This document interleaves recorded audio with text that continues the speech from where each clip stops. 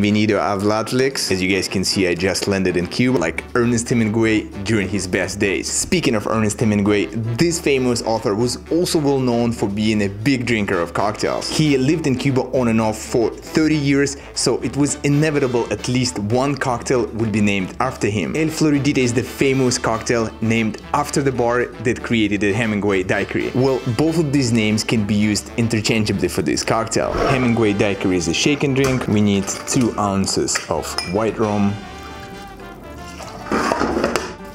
Let's squeeze 3/4 of an ounce of fresh lime juice.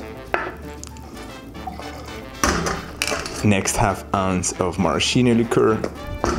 Let's squeeze 1/2 ounce of fresh grapefruit juice. Next, fill up shaker with ice. Shake it. Let's use chilled coupe glass and double strain. You can garnish it with lime wedge, but I'll just make the small wheel, put it on the side. There's a cool story about Ernest Hemingway going to El Floridita bar. He tasted the daiquiri the bartender was making and said it would be good if it had double the rum and none of the sugar. Well, let's make an original daiquiri and not the Hemingway version known as the Papa Doble. We also will need a shaker. Add 2 ounces of white rum. Squeeze 1 ounce of fresh lime juice. Next, 3/4 of an ounce of simple syrup, also commonly used syrup from Demerara sugar. Fill up shaker with ice and shake. Let's use a coupe glass, double strain. We need to garnish it with the fresh lime, so you can just use wheel or lime peel and then just place it like this on the side, or the lime wheel. In Cuba they garnish with the lime wheel, so let's just do that.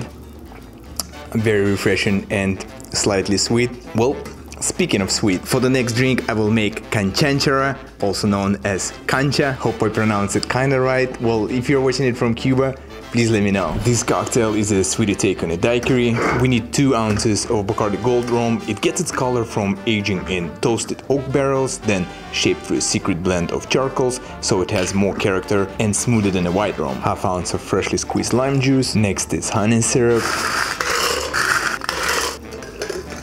Shake all ingredients with ice.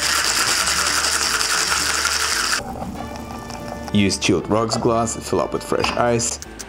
Strain. Garnish it with a lime wedge. Very underrated. It should be a lot more popular cocktail. And about popular cocktails, one of the most famous drinks in the world is the Cuba Libre. The debated story is an American captain during the Spanish-American War used to order this drink at the local bar in Havana. And the other soldiers also began ordering it because they loved the taste. Whenever they would drink it, they would toast pour Cuba Libre, since they were fighting for Cuba's independence from Spain. Use chilled tall glass, fill it up with ice, 1/2 ounce of fresh lime juice. Next, 1.5 ounces of white rum and about 4 ounces of Coke. Stir it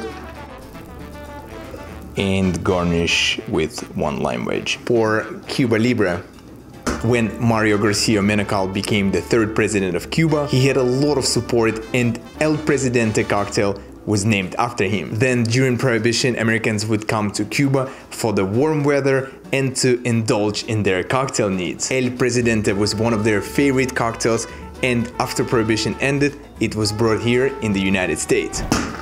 In the mixing glass, add 1.5 ounces of white rum. Next, 3/4 of an ounce of Bianco vermouth, 1/4 ounce of orange curacao, and couple of dashes or like 1/2 spoon of grenadine. Stir it with ice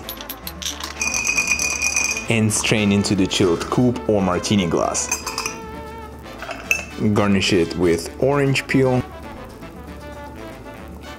With this cocktail, some find gold rum to be more pleasing than white rum. The most popular cocktail that was created in Cuba is the mojito. Please check out my favorite mojito video here. I show it and explain how to make a home pro and expert version of that incredible cocktail.